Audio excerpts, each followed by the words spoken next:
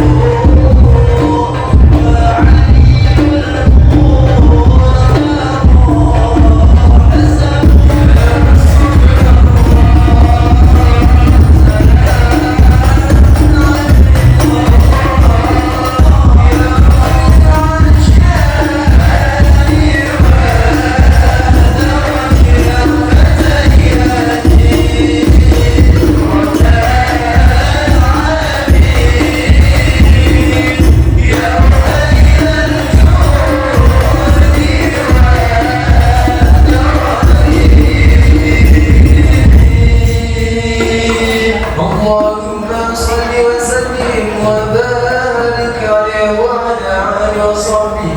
بسم الله الرحمن الرحيم. الحمد لله القوي الغالب الوالي الطالب الباعث الوارث المانح السالب عالم الكائن والبائن والسائل والدائم يستخدمه الآخذ والمائل والطالع والغالب ويوحد الناتق والصامت والجامد والدائر يضرب بعدله الساكن ويسكن بفرده الضارب. لا إله إلا الله عظيم القلبة عجمه والعجائب في ترتيب تركيب هذه الغوالب. خلق مخا وعظما وعضدا وعرقا ولحما وجلدا وشعرا بنذر مؤتلف متراكب مما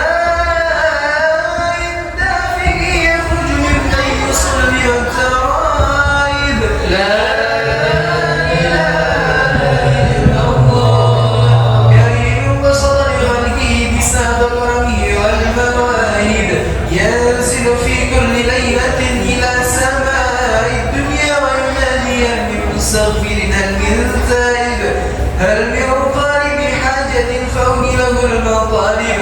فلو رأيت الخدام قياما على أقدام ورجال بدموع السواجب والقوم بين نادم وتائب وخائف لنفسه يعاتب وآبق من الذنوب إليه هارب.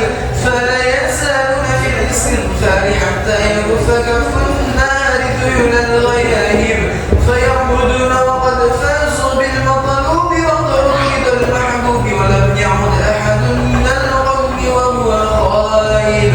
لا إله إلا الله فسبحانه وتعالى من ملك أوجده ونبي محمد صلى الله عليه وسلم من نوره قبل أن يخلق آدم من الدين اللازم وعرض فخره على الأشياء وقال هذا سيد الأنبياء وجل الأشقياء وأكرم الحبائب. اللهم صل وسلم وبارك عليه. اللهم صل وسلم وبارك عليه.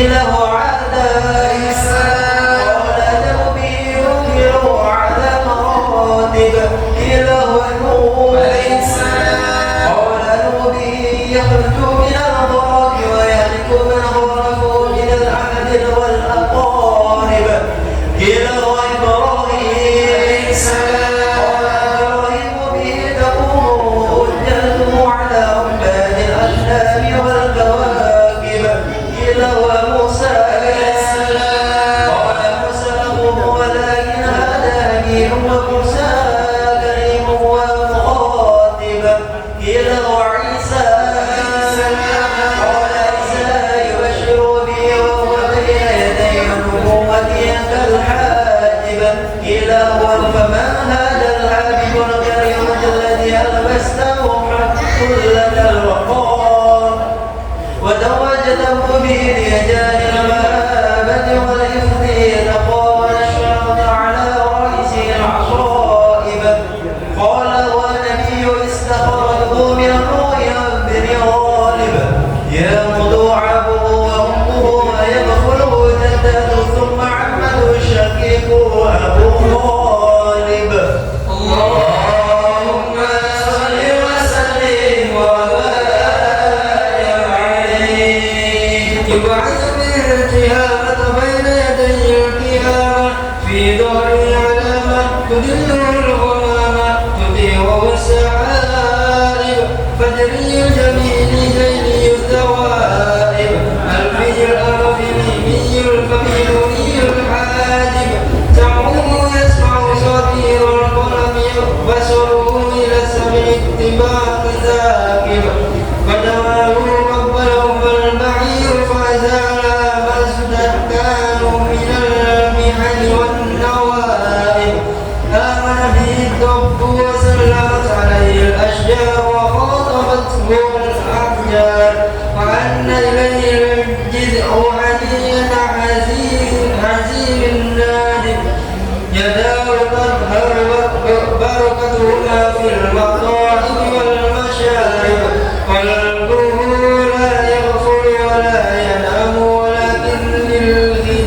محمد على الدوام مراقب إن أوذي يعفو ولا يعاقب وإن خصم يصمت ولا يجاوب أرفعه إلى أشرف المراتب في رتبة لا تنبغي قبله ولا بعده لراكب في مركب من الملائكة يفوقه على سائر المواكب فإذا ارتقى على الكونين وانفصل عن العالمين ووصل إلى قاب قوسين كنت له أنا النديم والمخاطب اللهم صل وسلم وبارك عليه اللهم صل وسلم وبارك عليه ثم ارته من الأرش قبل أن يبرد الفرش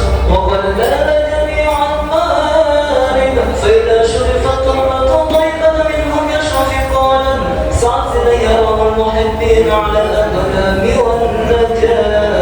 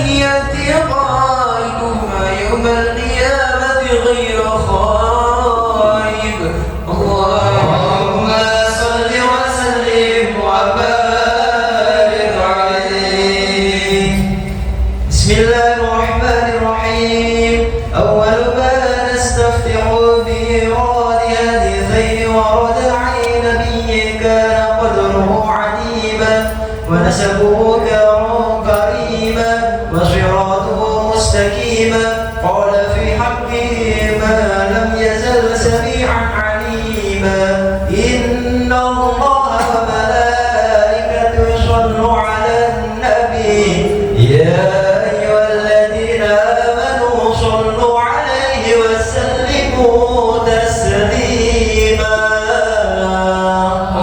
اللهم صل وسلم وبارك عليه. أعدلوا قلوبكم يا معشر ذوي الألباب حتى أجروا لكم عرائس معاني أجل الأحباب المخصوص بأشرف الألقاب الراقي إلى حضرة الملك الوهاب حتى نظر إلى جماله بلا ستر ولا حجاب فلما أنا ولوذور شمس رسالة في سماء الجلالة خرج به مرسوم الجليل لنكيب المملكة جبريل يا جبريل نادي في سائر المخلوقات من أهل الأرض والسماوات بالتهاني والبشارات فإن النور المسؤول وسر المكنون الذي أوجدته قبل وجود الأشياء وإبداء الأرض والسماء أنقل في هذه الليلة إلى بطن أمي مسرورا أملأت لي القول نورا وأكبر يتيما وطهيرا أهل بيتي تطهيرا اللهم صل وسلم وبارك عليه. فاهتز العرش ضربا واستبشارا وازداد الكرسي هيبة ووقارا وامتلأت السماوات أنوارا وضجت الملائكة تهليلا وتمجيدا واستغفارا سبحان الله الحمد لله ولا إله إلا الله والله أكبر سبحان الله الحمد لله ولا إله إلا الله والله أكبر سبحان الله الحمد لله ولا إله إلا الله والله أكبر ولم تزل أمه ترى أنواعا من فخره وفضله إلى نهاية تمام حمله فلما اشتد بها الضرب بإذن رب الخلق وضعت الحبيب صلى الله عليه وسلم ساجدا شاكرا حامدا كأنه البدر في تمامه وهل القيام صلى الله على محمد صلى الله عليه وسلم صلى الله على محمد يا ربي صل وسلم على النبي محمد اللهم صل عليه يا نبي سلام عليك يا رسول سلام عليك يا حبيب سلام عليك صلوات الله عليك يا حبيب سلام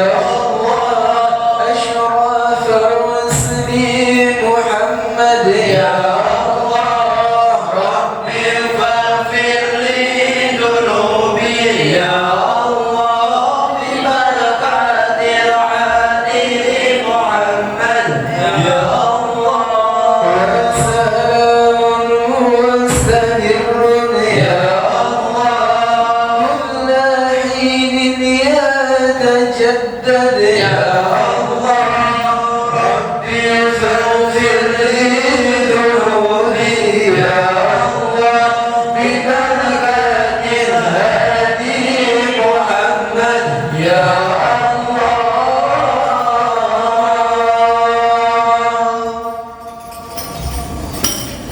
اللهم صل وسلم وبارك عليه وعلى آله وصحبه.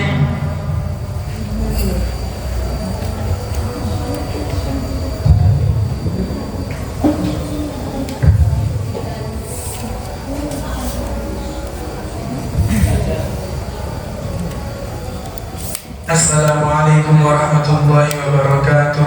Waalaikumsalam warahmatullahi wabarakatuh. Alhamdulillahi rabbil alamin wa bihi nasta'inu ala umuri dunya waddin. Assalatu wassalamu ala asrafil anbiya'i wal mursalin sayyidina wa maulana Muhammadin amma ba'd. Alhamdulillahi rabbil alamin.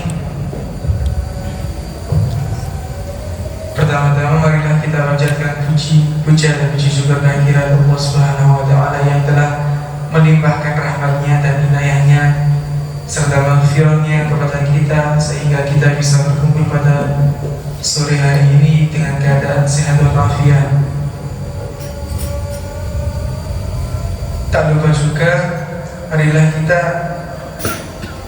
selalu membacakan salawat serta salam kepada junjungan kita Nabiullah Nabi Muhammad SAW yang telah membimbing kita dari jalan kegelapan menuju jalan terang benderang, yaitu dinul Islam. Izinkan saya membacakan acara pada malam hari ini, yaitu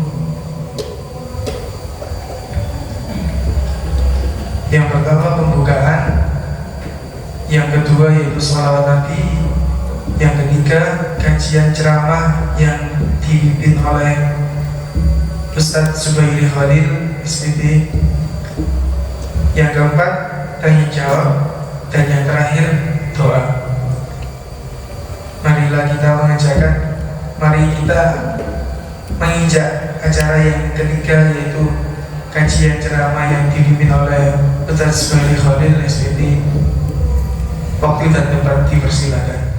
Assalamualaikum warahmatullahi wabarakatuh. Suara ceweknya belum kedengaran. Diulang lagi. Assalamualaikum warahmatullahi wabarakatuh.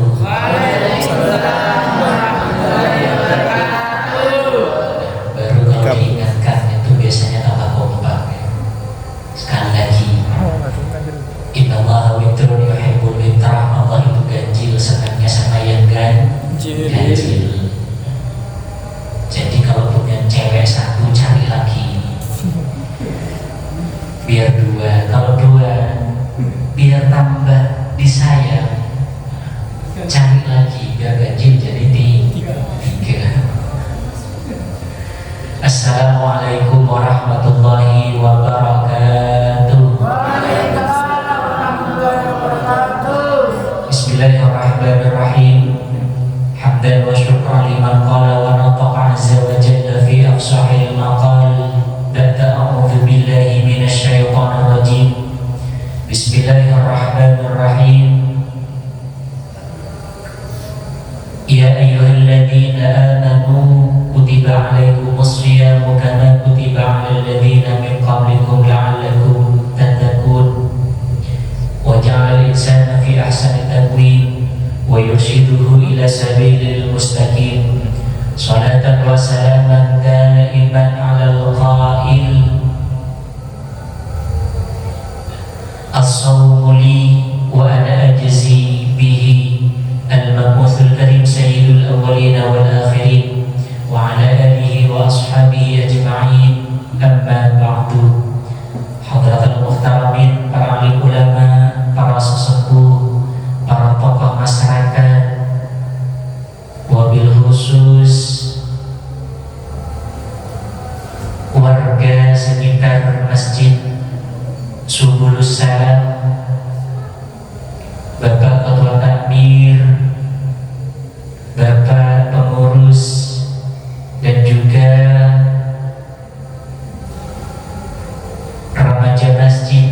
subulus salam, baik yang laki-laki maupun yang perempuan, rahimani wa rahimakumullah.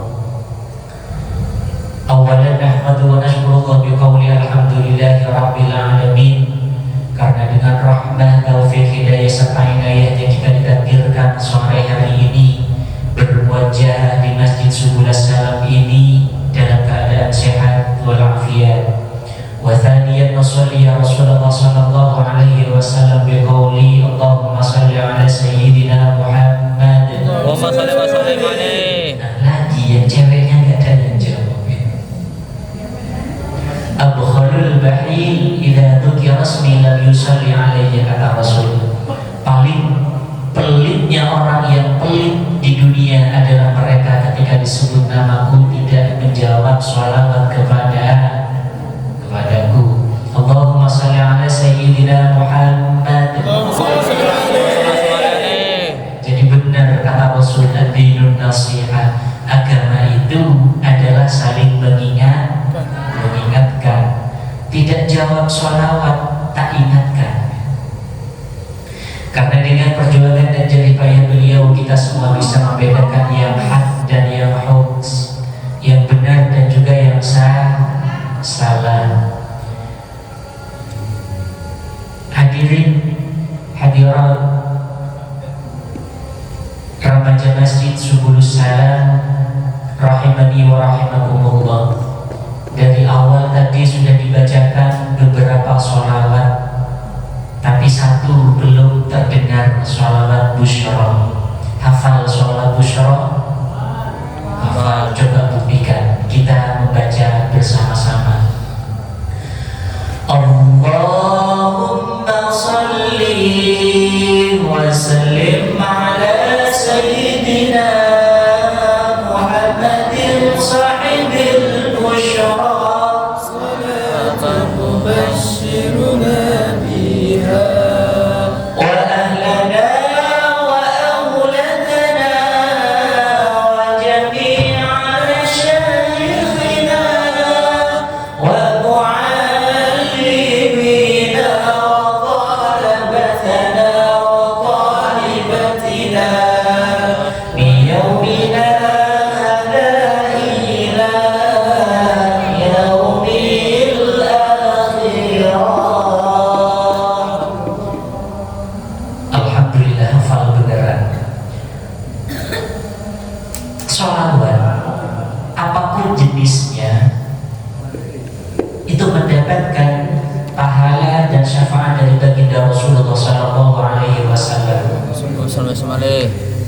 Sayyid Muhammad bin Alawi al-Maliki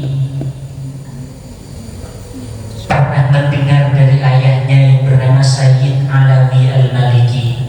Jadi Sayyid Muhammad pernah mendapatkan cerita dari ayahnya yang bernama Sayyid Alawi al-Maliki. Dalam kitab Minhajul Abidin ini dibahas. Pernah suatu ketika Sayyid Alawi ini diundang untuk menyelenggarakan Maulid Nabi. Beliau selalu hadir kalau ada undangan Maulid Nabi, karena di situ pasti Rasulullah itu hadir. Ketika itu Sayyid Alawi hadir di majelis Maulid Nabi. Ketika sampai di tempat, Sayyid Alawi duduk. Dimulailah acara itu.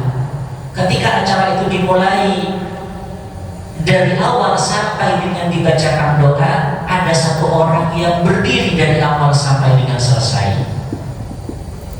Akhirnya Sayyid Alawi ini penasaran, siapa bapak-bapak itu kok dari awal acara ini mau dimulai sampai dengan doa berdiri. Akhirnya penasaran.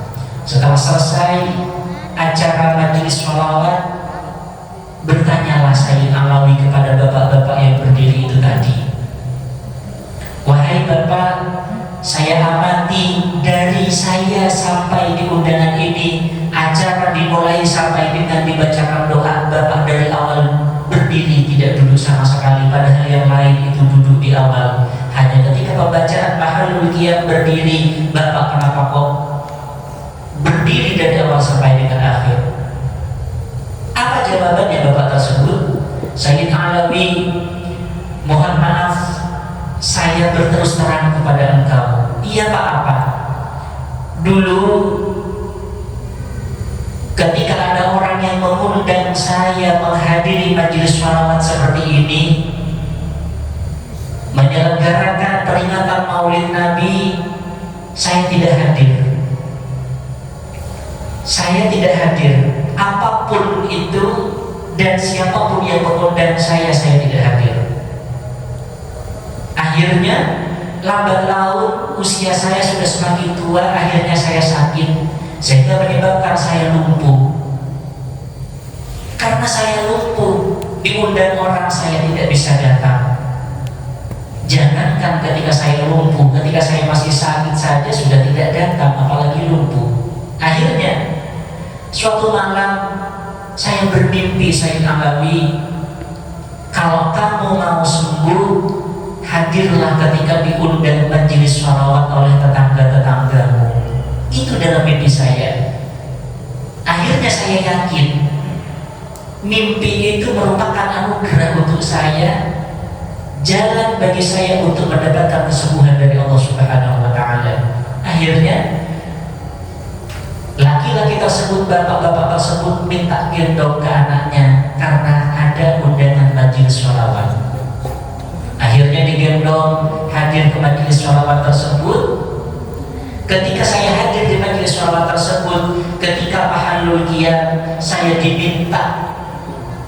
meminta kepada anak saya untuk saya berdirikan. Akhirnya saya berdiri. Ketika dibacakan ya Nabi salam alaika, ternyata Rasulullah sallallahu alaihi wasallam datang dan mengusap embun-embunan saya. Setelah Rasulullah selesai mengusap embun-embunan saya bisa berdiri dan bisa seperti ini, sehingga saya bernazar kalau saya sembuh ketika ada majelis sholawat, siapapun yang mengundang, mau orang kaya ataupun orang miskin, jauh atau dekat, saya akan hadir dan saya akan berdiri mulai dari awal acara sampai dengan selesai. Makanya ketika majelis sholawat luar biasa, dari awal senang mendengarnya. Mudah-mudahan yang hadir pada sore hari ini mendapatkan syafaat dari baginda Rasulullah sallallahu alaihi wasallam. Amin Allahumma Amin. amin. Itu baru pengantar. Masuk ke tema. Temanya remaja banget. Mendapatkan ketenangan hati, anti galau di bulan Ramadan. Ini rasanya banyak yang galau ini. Lagi banyak yang galau. Galau itu sebenarnya adalah reaksi batin atau ungkapan naluri kita yang kemudian dikeluarkan dalam bentuk ekspresi sedih, murung, bingung, risau. Itu galau. Dan galau itu memang alamiah, naluriah. Setiap orang pasti pernah mengalami yang namanya galau.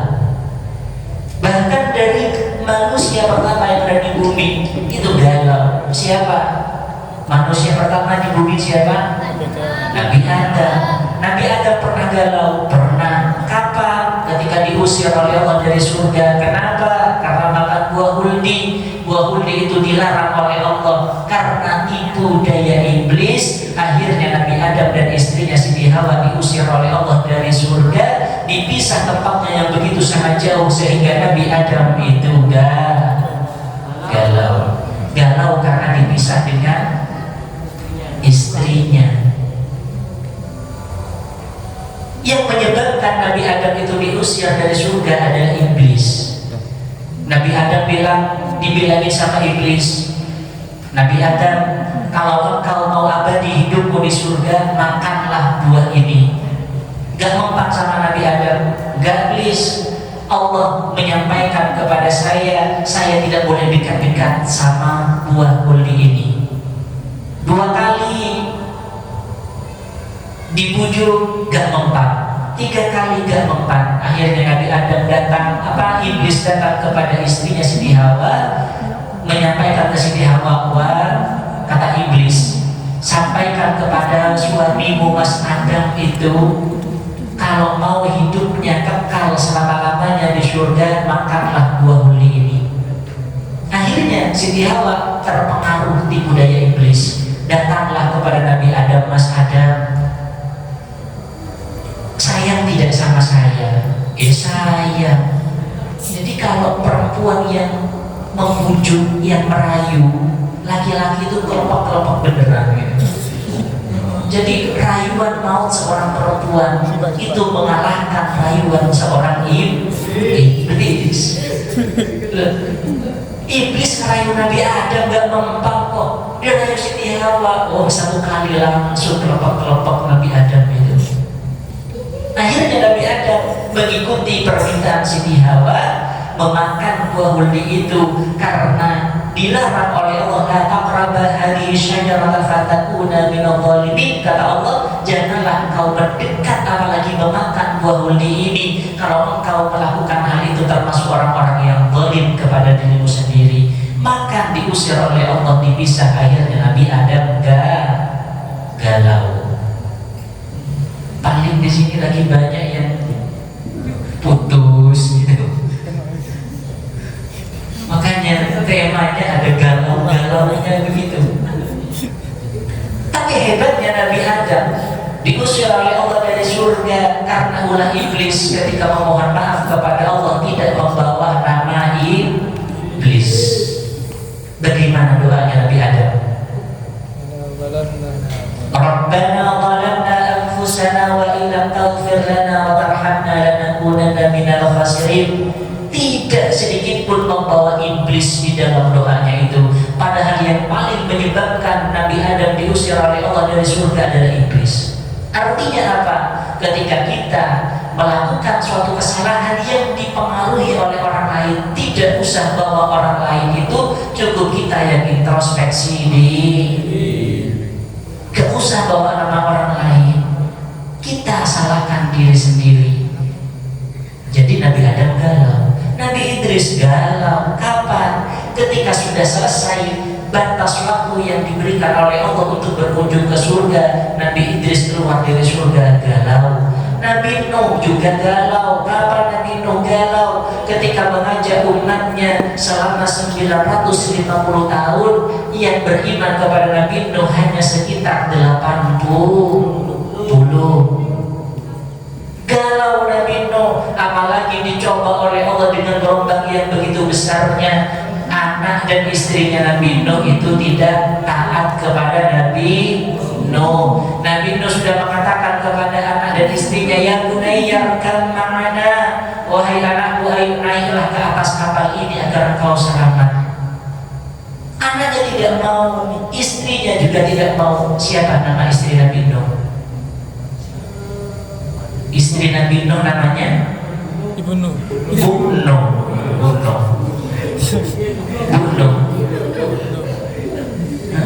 Kalau Pak RT punya istri, Pak RW punya istri, Pak Camat punya istri, Camat itu jawaban orang yang tidak tahu namanya.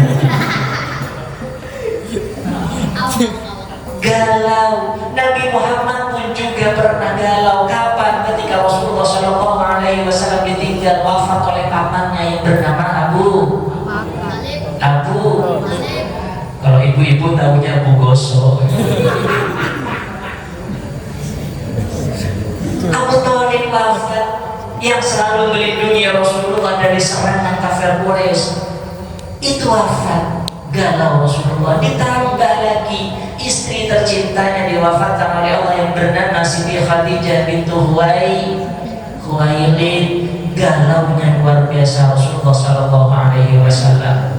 Akan tetapi, apakah galau yang dialami oleh para Rasul Allah itu berkelanjutan atau tidak? Tidak. Ada banyak solusi untuk menyelesaikan kegalauan itu. Yang galau angkat tangannya. Oh, nggak ada. Tapi kok temanya tentang galau?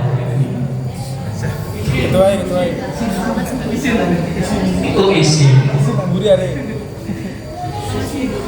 Jadi ada beberapa cara untuk menghindari yang namanya galau atau menyelesaikan yang namanya galau. Apa saja yang pertama? Ini hanya sepintas, nanti lebih banyak dialognya saja. Bebas tentang apapun pertanyaannya, monggo. Yang penting bukan matematika. Satu, untuk menyelesaikan galau itu perlu ada kesabaran. Allah Subhanahu wa taala dalam Al-Qur'an menyampaikan, ya ayyuhalladzina amanu ista'inu bis-sabri was-shalah. Yang harus didahulukan ketika seseorang itu galau, maka tentu harus bersabar. Bagaimana caranya bersabar? Tidak melakukan reaksi yang berlebihan ketika seseorang itu sedang bersedih. Tidak menunjukkan ekspresi sedih ketika sebenarnya hatinya itu sedih. Itu sabar namanya. Nabi Nuh dihujat, dikatakan orang gila karena membuat kapal di atas bukit, dikatakan gila. Nabi Nuh diam saja. Kenapa? Untuk mendapatkan solusi dari setiap permasalahan, pertama kuncinya harus bersabar. Yang kedua, untuk bisa menyelesaikan kegalauan itu wassalah dan sholat. Sholat itu obat dari segala penyakit, dari segala sifat, dari semua hal. Jadi sholat itu bisa menolong kita keluar dari kegalauan. Remaja Masjid Subul Salam lengkap sholatnya sehari semalam 5 kali. Alhamdulillah, keren berarti. Jadi kalau galau udah ke masjid, pintu Masjid Subul Salam terbuka lebar. Masuk ke masjid, sholat berjamaah di Masjid Subulus Salam. Tak pernah ada merasa yang tampan, yang cantik, sholatnya borosan. Nah, itu sudah tidak masuk kategori remaja masjid yang taat kepada Allah. Yuk sambil sholawatan. Salli wa sallim daiman ala Ahmad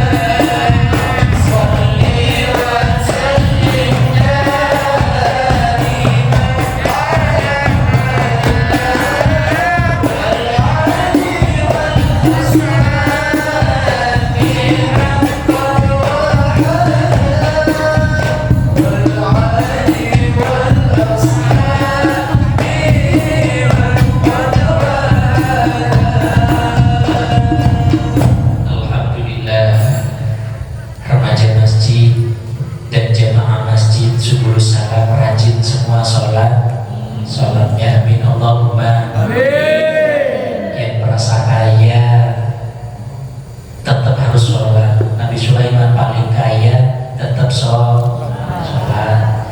Yang merasa melarat, Nabi Ayub itu jauh lebih melarat tapi tetap sholat. Yang merasa cantik tetap sholat. Ada seorang perempuan yang paling cantik, bahkan sampai mendapatkan julukan Fatimatuz Zahra Az-Zahra, itu tetap sholat. Kalau cantiknya Siti Fatimah itu inner beauty, cantik dari dalam luarnya sama-sama cantik. Sekarang kebanyakan perempuan cantik itu hanya luarnya.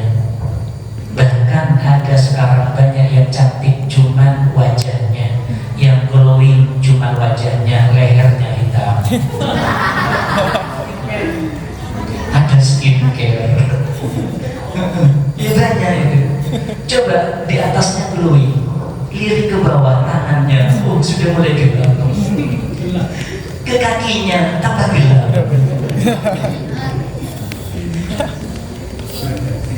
Tapi Siti Fatimah tidak, luar dalam sama-sama cantik. Yang merasa jelek jangan sampai kemudian berkecil hati. Yang tampan tetap sholat. Mengapa? Sholat solusi dari setiap masalah. Dan kalau galau bawa ke masjid subuh salam, laksanakan sholat berjamaah. Lanjut yang ketiga, nanti jam 5 pas ganti dialog. Kemudian yang ketiga, di antara solusi bagi seseorang yang sedang galau, maka berkeluh kesahlah kepada Allah, bukan di story.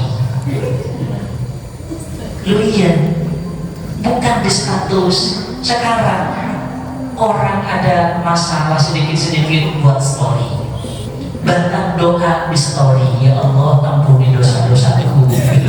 Emang Allah baca statusmu?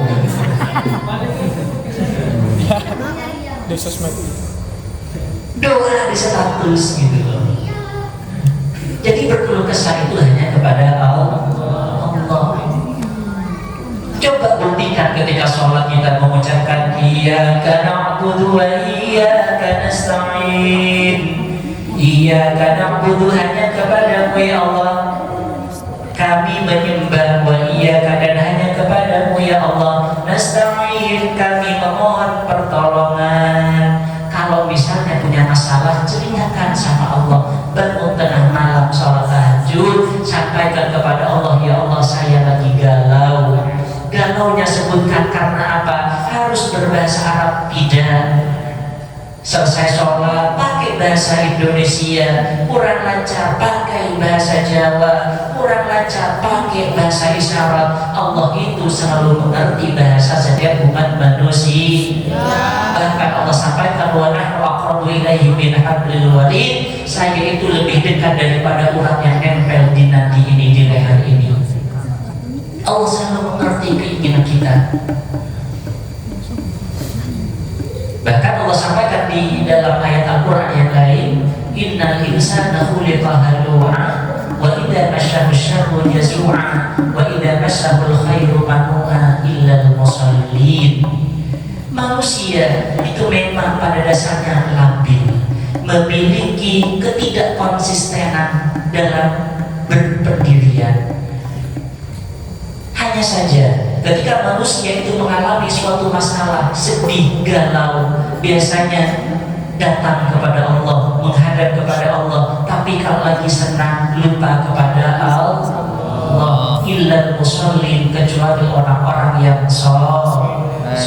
Makanya sholat itu menjadi solusi dari setiap permasalahan. Yang keempat, kurang 3 menit nanti dialog. Yang keempat, di antara solusi untuk menghilangkan yang namanya galau itu, kita memperbanyak berzikir kepada Allah. Ala bidzikrillah tatma'innul qulub. Ingatlah dengan berzikir kepada Allah hati kita menjadi tenang. Orang galau itu kan gelisah kan? Karena tidak tenang. Kalau zikir kepada Allah, insya Allah tenang. Ini janjinya Allah. Allah itu tidak pernah mengingkari janji. Tapi zikirnya itu yang benar. Misalnya membaca Alhamdulillah, Alhamdulillah, Alhamdulillah, Alhamdulillah. Bukan seperti orang lagi makan pisang goreng yang panas itu. Dulang.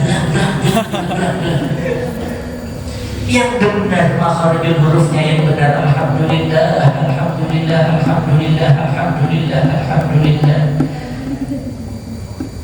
Bukan seperti orang lagi makan pisang goreng yang panas.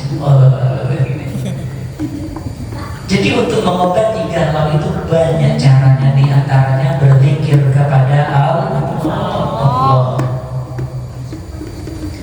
Kemudian yang berikutnya, banyak membaca Al-Quran. Pokoknya lagi sedih, baca Al-Quran.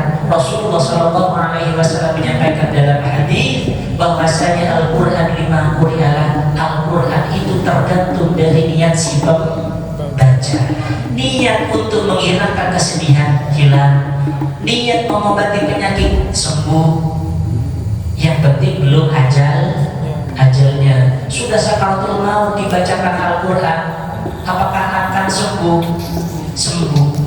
Sembuhnya bagaimana? Innalillah. Iya benar. Saya punya pengalaman agak kurang enak. Seandainya yang meminta itu bukan orang faham agama, pasti saya disalahkan. Tahun 2005 ketika saya ditugas dari Pondok ke Bandung, daerahnya Haril, Peterpen, Noah, atau dekat sekali dengan ST12. Kalau di Surabaya adanya ST12 yang sekarang berubah nama menjadi Setia Band. Dikirain Ustaz itu gak senang band, senang dangdutnya, senang sholawat, senang gitu. Jadi suatu ketika ada wali murid yang sedang sakit di rumah sakit. Anak pertamanya datang ke tempat, Ustaz mohon maaf, ayah saya sekarang lagi dirawat di ICU di Hasan Sadikin Bandung. Ya terus kenapa Bapak? Saya mohon barokah doa dari Ustaz.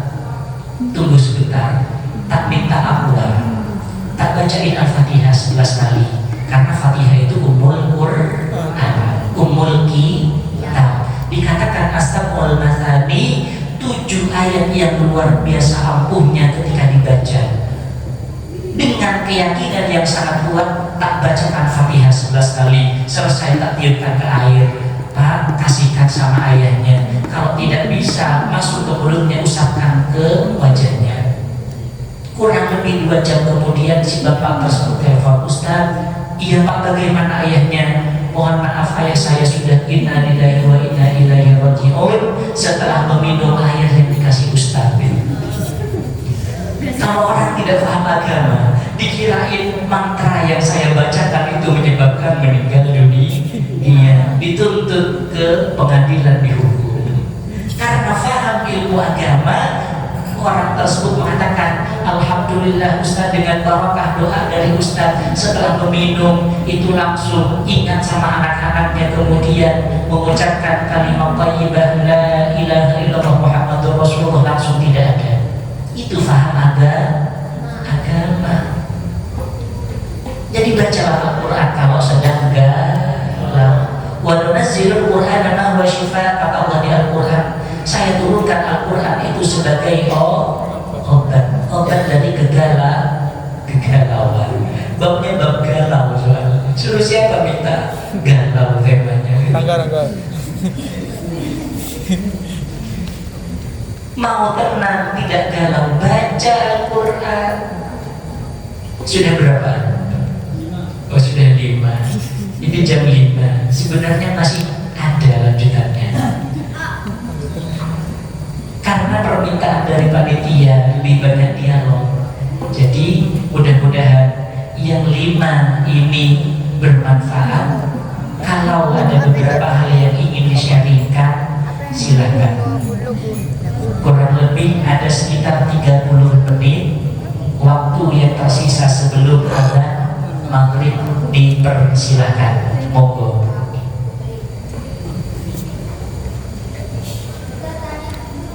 Monggo silakan.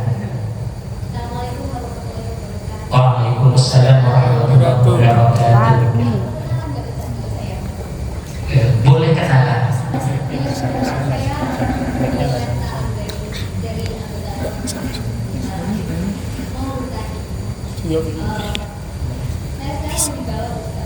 Lagi galau paling usulan temanya dari ini paling. Saya tak berdiri biar kelihatan. Monggo silakan. Gimana ya saya tahu kalau misalnya ibadah saya diterima, sholat saya diterima, terus zakat saya diterima, puasa saya diterima, itu kayak gimana? Oh begitu. Iya, soalnya itu Sudah. Oh, nanti ada lagi. Monggo. Ustaz, saya lagi galau. Galaunya kenapa? Saya merasa was-was ibadah saya diterima atau tidak oleh Allah. Puasa saya apakah diterima atau tidak, sholat saya diterima atau tidak, sedekah saya diterima atau tidak oleh Allah Subhanahu wa Ta'ala. Yang mengetahui diterima atau tidak itu hanya Allah Subhanahu wa Ta'ala. Tapi ada indikator, ada ciri bahwasanya ibadah seseorang diterima oleh Allah Subhanahu wa Ta'ala. Yuk, tak uraikan satu persatu. Sholat itu diterima oleh Allah Subhanahu wa Ta'ala apabila hikmah yang Allah sampaikan di Al-Quran dilaksanakan, dirasakan. Apa saja Allah sampaikan di Al-Quran? Inna salata kanat 'alal mu'minina kitaban mawquta. Allah juga sampaikan inna salata tanha 'anil fahsya'i wal munkar. Indikator sholat kita diterima oleh Allah, tentu orang tersebut satu, tidak mengerjakan perbuatan yang fahsya, perbuatan yang keji. Itu indikator sholat kita diterima oleh Allah. Sholat jalan tapi maksiat juga jalan, berarti sholatnya tidak diterima. Wal munkar, perbuatan yang munkar juga tidak dikerjakan. Apa perbedaan fahsya dan munkar ini? Kalau fahsya perbuatan yang hanya merugikan diri sendiri. Contohnya minum minuman keras, yang dirugikan diri kita sendiri. Sholat jalan, minum miras oplosan jalan, berarti sholatnya tidak diterima. Kemudian yang kedua, mungkar itu perbuatan yang merugikan diri sendiri dan juga merugikan orang lain. Alhamdulillah, misalnya berzina, yang laki-laki rugi, perempuan rugi, orang tuanya dirugikan. Kalau ada orang yang sholat tetap melakukan hal yang semacam itu, berarti sholatnya itu tidak diterima. Kalau pacaran, Ustaz, kalau pacaran gimana? Sama. Oh ta'aruf Ustaz, itu hanya bahasa sekarang saja yang dipakai untuk kemudian mengelabui perempuan agar supaya si perempuan itu mau. Pacaran sekarang tidak ada yang sehat, rata-rata semuanya mengarah kepada perbuatan maksiat. Pacaran dengan ta'aruf dua hal yang berbeda. Apa bedanya? Kalau ta'aruf itu menjalin komunikasi dengan seorang perempuan yang tujuannya baik, tidak melakukan perbuatan yang maksiat selama komunikasi itu. Janjian misalnya, yang perempuan ngajak teman sekampung, bukan cuma berduaan. Sekarang banyak yang berduaan, janjian di tempat yang gelap-gelap, di waktu-waktu sini kejar sini. Pacaran tidak berkelas gitu.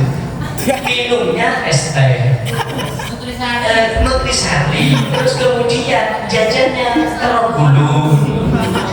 Udah gitu di pinggir pantai gitu lagi. Enak gak duduknya?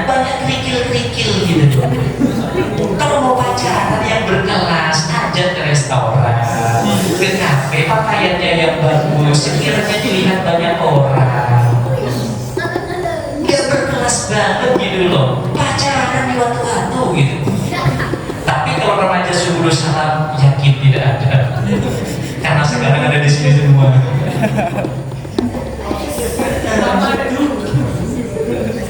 Kalau ta'aruf itu menjalin komunikasi dengan seorang perempuan yang tujuannya baik dan tidak mengerjakan perbuatan yang maksiat kepada Allah, itu ta'aruf. Pacaran sebaliknya, menjalin komunikasi dengan seorang perempuan niatnya belum tentu baik, kadang kalau sudah selesai manisnya tinggal sepah dibuang, diputusin.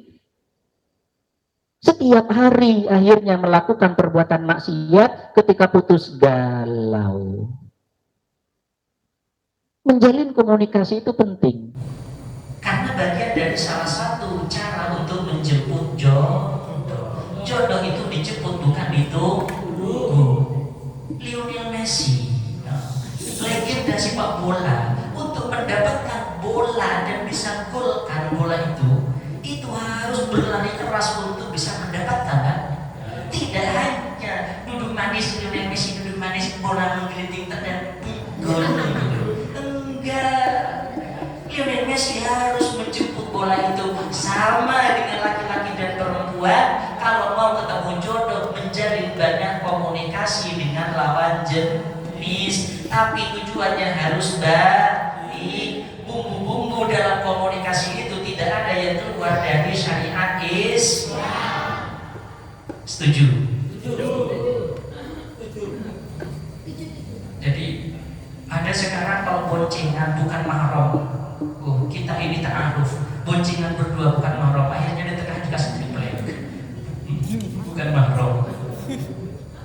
Jadi indikator yang pertama, sholat kita diterima. Sholatnya diterima apabila yang sholat itu meninggalkan perbuatan fahsyat dan juga munkar.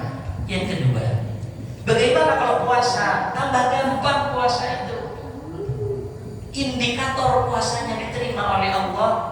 Allah sampaikan di dalam Al-Quran, kutiba alaikumus syiyamu kama kutiba alal ladzina min qablikum la'allakum tattaqun. Diwajibkan kepada kamu sekalian puasa Ramadan sebagaimana diwajibkan terhadap umat-umat Nabi sebelumnya. Tujuannya, muaranya, endingnya agar kita bertakwa. Bukti atau indikator puasa kita diterima oleh Allah ada pada kata tiga ini. Takwa. Kalau setelah Ramadan selesai, orang tersebut semakin tawadhu, semakin rendah hati, sombongnya ditinggalkan, biasanya agak sombong, turun, kesombongannya turun, puasanya diterima. Takwa, huruf pertama itu tawadhu, rendah hati, bukan rendah diri. Ada perbedaan rendah hati dengan rendah diri. Apa bedanya? Kalau rendah hati mengabdikan dirinya untuk hal-hal yang baik, yang positif, itu rendah hati.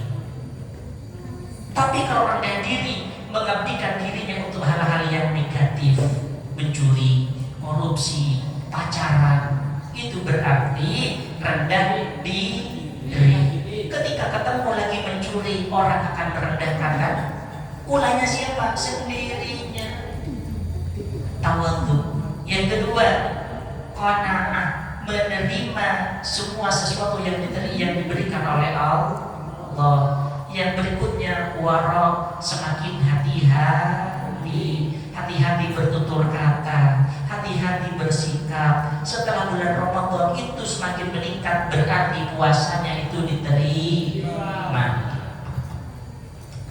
Bagaimana dengan haji? Sama. Kalau haji misalnya berangkat ke tanah suci, sebelumnya agak sedikit nakal, sholatnya biasanya hanya sholat maghrib dan isya, yang lain lewat. Pulang haji, maghrib, isya, subuh, zuhur, asar, jamaah di masjid subuh salam, berarti haji dan umrohnya diterima oleh Allah Subhanahu wa Ta'ala. Itu indikatornya. Jadi semuanya ada indikator. Masalah diterima atau tidak itu urusan Allah, wallahu a'lam. Tapi ada indikatornya.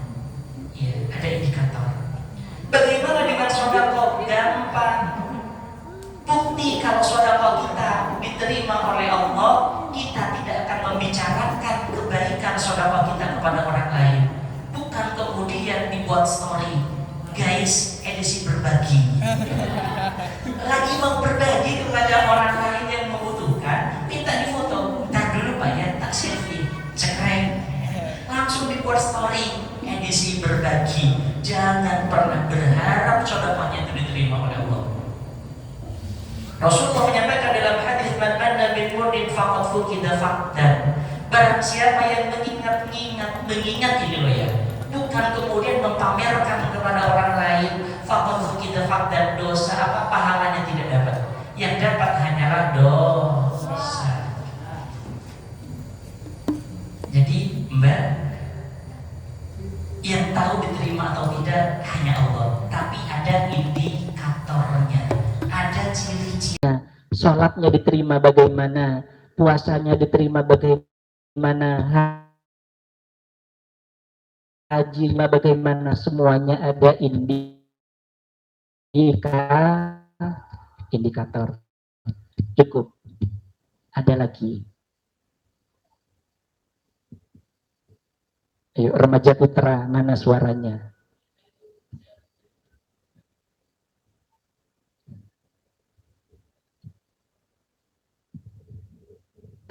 Monggo.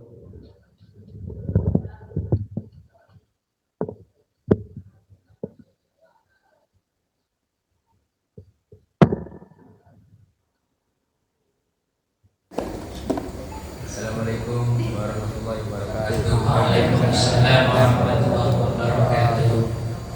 Ustaz mau tanya. Monggo.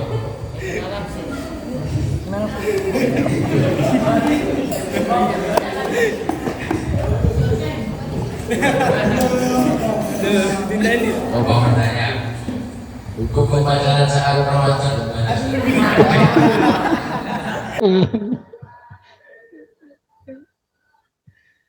Sebelah saya ada Ustaz. Ada lagi, monggo silakan.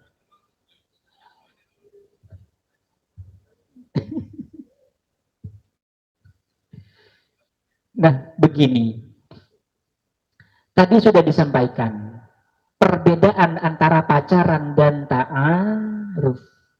Allah sampaikan di dalam Al-Qur'an, "Ya ayyuhan nasu inna khalaqnakum min dzakari wa untha wa ja'alnakum syu'uban wa qabaila lita'arafu." Wahai orang-orang yang beriman, ingatlah Allah menciptakan engkau laki-laki dan perempuan, berbangsa-bangsa dan bersuku-suku, tujuannya untuk ta'aruf. Tujuannya untuk saling kenal satu dengan yang lain.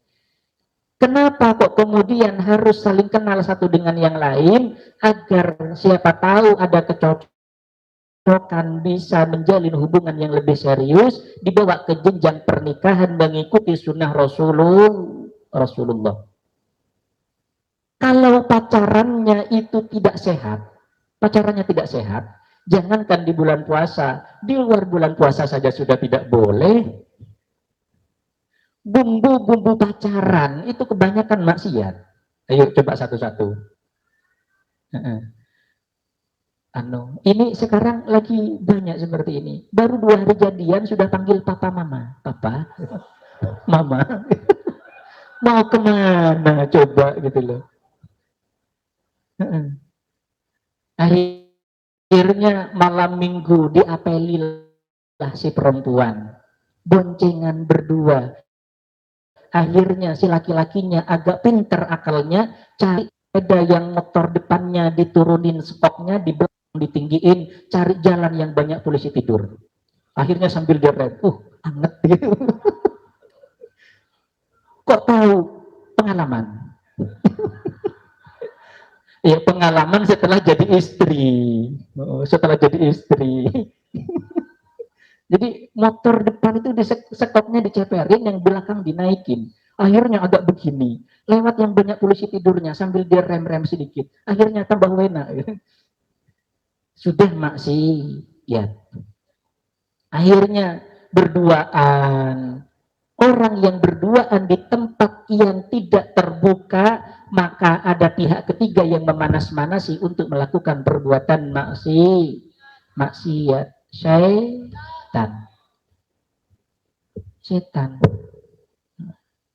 Kemudian yang berikutnya, setelah berduaan, akhirnya sambil pegang tangannya, kok halus banget tangannya, akhirnya sambil dirangkul, setelah rangkul jauh lebih dalam lagi, sudah tidak benar secara Islam.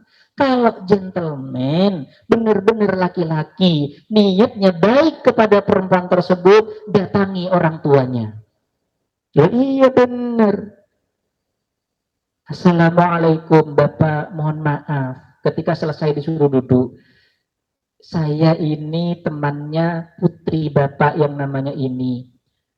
Selama saya berteman dengan putri Bapak, saya merasa nyaman, nyambung. Saya memiliki niat yang baik, ingin melamar anak Bapak. Ingin melamar anak Bapak. Iya nak, apa pekerjaanmu? Pekerjaan saya Bapak pengangguran.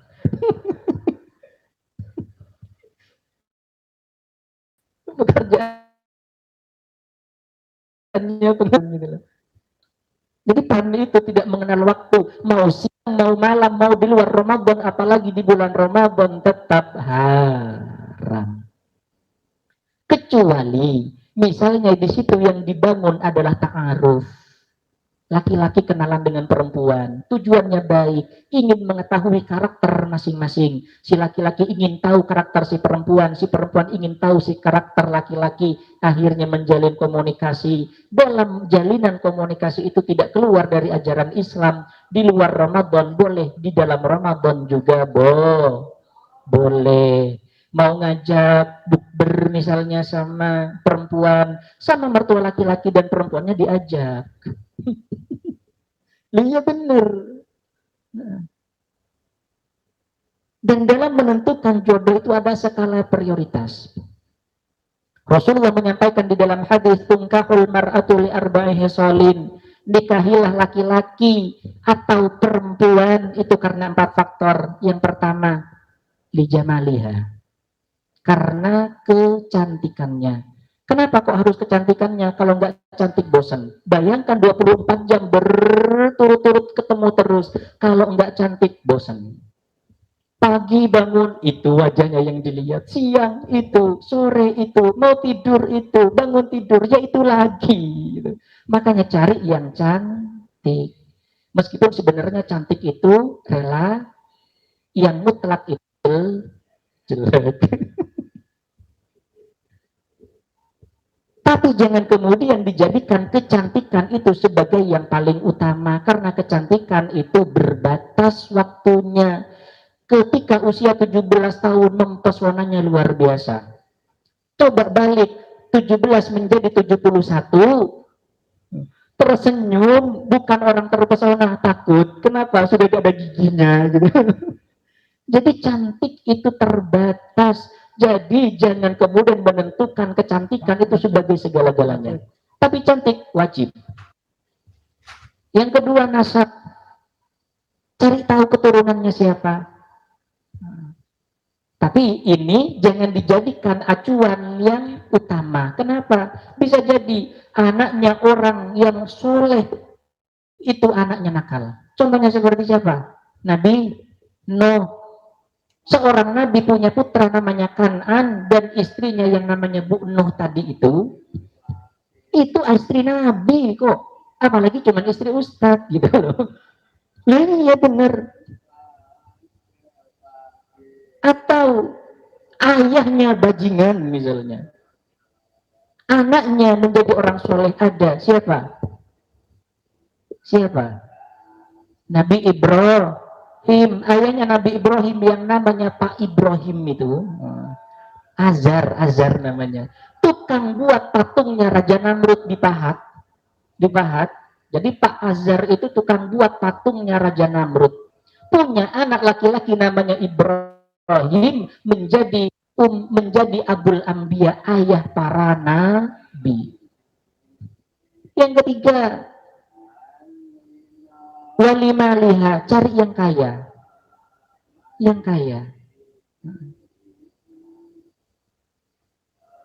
Tapi sebenarnya kekayaan itu tidak harus menjadi acuan utamanya. Kenapa? Kekayaan itu terbatas. Ayahnya misalnya punya anak 10, harta peninggalannya dibagi 10, ya tinggal sedikit. Yang terakhir, walidiniha, karena agamanya. Kalau agamanya ini yang diprioritaskan, maka taribat yadak, beruntunglah hidupmu. Jadi cari yang sholatnya rajin, yang ibadahnya rajin, tidak suka meso-meso, tidak suka melakukan perbuatan yang kemudian keluar dari agama Islam, pantas dipertahankan. Mengukur kebaikan seorang laki-laki atau perempuan layak diperjuangkan atau tidak itu gampang. Rasulullah Shallallahu Alaihi Wasallam menyampaikan di dalam hadis, orang laki-laki yang kemudian menjaga seorang perempuan, tidak melecehkan seorang perempuan meskipun sebenarnya sudah sangat dekat, itu pantas diperjuangkan. Perempuan ngajak berduaan misalnya, ketika diajak mau dipegang tangannya, jangan, tunggu sampai dengan halal nanti. Perempuan seperti itu pantas untuk diperjuangkan sampai dengan ke jenjang pernikahan. Jangan coba-coba melakukan perbuatan yang melanggar ajaran Islam. Jadi pacaran di luar Ramadan dilarang, di bulan Ramadan apalah lagi. Yang tidak dilarang itu ta'aruf. Sudah. Ada lagi. Sampai jam berapa, Mas? Oh, sampai buka puasa. Monggo, ada lagi. 5 menit lagi. Monggo, 5 menit lagi. Umum tidak masalah. Monggo, silakan. Assalamualaikum warahmatullahi wabarakatuh. Waalaikumsalam warahmatullahi wabarakatuh. Saya mau tanya tentang ini. Kita saat barusan ya Ustaz, kita nyimak sama orang kan, kalau orang itu salah kita tegur, ya harusnya gitu. Nah kita tegur tapi orangnya nggak mau, gimana? Kan dosa kan kalau kita tegur ya katanya. Nah kalau kita tegur nggak mau, jadi kita mau harus sama tegur ini, ini mau gimana? Baik.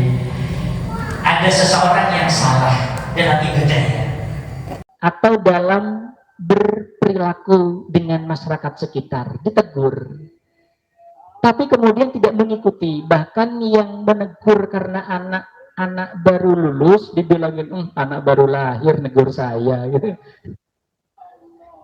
Begini, Rasulullah menyampaikan dalam hadis, innama ana qasimun wallahu yu'ti wa innama ana hadin wallahu yuhdi. Wahai para sahabat, ketahuilah, sesungguhnya saya ini bertugas hanya menyampaikan saja. Saya ini bertugas hanya mengajar saja. Yang memberikan ilmu itu Allah. Yang sekolah, kewajiban guru di sekolah itu hanya menyampaikan, bukan mempintarkan. Urusan pintar atau tidak urusan personal dengan Allah. Kewajiban guru itu mentransfer ilmu, menyampaikan. Sama Rasulullah mengajar para sahabat, mengatakan innama ana qasimun wallahu yuti. Hei para sahabat, kewajibannya hanya memberikan, cerdas atau tidak, pintar atau tidak, urusan Allah. Wa innama ana hadin wallahu yuhdi. Saya ini sifatnya, tugasnya hanya mengingatkan. Masalah dia ikut atau tidak urusan Allah dengan orang tersebut. Kalau ada orang salah, yang penting sudah disampaikan yang benar, dia mau ikut atau tidak, maka orang yang mengingatkan sudah terlepas dari tanggung jawab. Karena setiap individu memiliki kewajiban untuk dakwah. Rasul mengatakan, balighu anni walau ayatan. Ajaklah orang lain untuk mentauhidkan Allah meskipun satu ayat. Jadi dakwah itu tidak hanya kewajiban seorang ulama, seorang kiai, seorang ustadz, tidak. Setiap individu, kalau misalnya ada tetangganya yang salah, ingatkan. Masalah dia ikut atau tidak, ya urusan Allah. Yang penting ketika sudah selesai mengingatkan, dia tidak ikut apa yang disampaikan, yang ini tidak berdosa. Rasulullah itu kurang apa coba? Mengingatkan pamannya yang namanya Abu Thalib, itu nggak bisa. Sehingga Allah sampaikan di dalam Al-Quran, innaka la tahdi man ahbabta walakinnallaha yahdi man yasha. Hei Muhammad, kamu tidak bisa memberikan petunjuk kepada orang yang paling kamu cintai sekalipun. Kenapa? Karena urusan hidayah itu adalah hak prerogatif Allah, urusan Allah. Jadi kalau diingatkan tidak mempan, biarin saja, biarin. Yang penting sudah mengingatkan. Tapi orang yang bijak itu mereka yang mau mendengarkan apa yang disampaikan oleh orang lain, yang penting itu benar. Undur maqala wala tandur man qala. Lihatlah apa yang disampaikan, bukan lihat siapa yang menyampaikan. Bahkan Rasulullah menyampaikan di dalam hadis, "Khudhil hikmah walau min famil kalbi." Ambillah kata-kata bijak, motivasi, meskipun itu keluar dari mulut anjing. Anjing menggonggong misalnya, ada nilai kebaikan yang ada di situ, ambil. Bukan kemudian melemparkan kata-kata, kamu anak baru lahir masih bau kencur ngingetin saya. Jangan. Undur maqala wala tandur man qala, khudhil hikmah walau min famil kalbi. Jadi itu. Yang penting sudah mengingatkan, dia tidak ikut urusan dirinya dengan Allah. Sudah menjelang maghrib. Mudah-mudahan kegiatan pada sore hari ini memberikan manfaat untuk kita semuanya. Ada pantun, kalau ada sumur di ladang bolehlah numpang mandi, kalau masih kan lain kali diundang lagi. Mudah-mudahan bermanfaat. Wallahul muwaffiq ila aqwamit thariq. Wassalamualaikum warahmatullahi wabarakatuh.